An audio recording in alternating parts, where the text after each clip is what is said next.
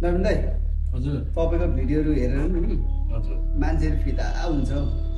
त्यो ठुल्ठुलो कलाकारहरू छ नि तिनीहरू शुद्ध फिदा हुँदो रहेछ। म अस्ति काठमाडौँ गएको थिएँ त होइन, नवीन दाईको भिडियो, धरानको नवीन दाईको भिडियो भनिसकेपछि उनीहरूले पनि पुरा हेरेर बस्दो रहेछ। खोइ तिमीले त्यत्रो करोडौँको क्यामेराले खिच्यो, तिमीहरूलाई हेर्दैन।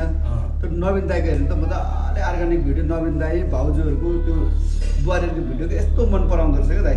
त्यो चाहिँ यस्तो नि त। कस्तो लाग्छ तपाईँलाई त्यो सुन्दा चाहिँ?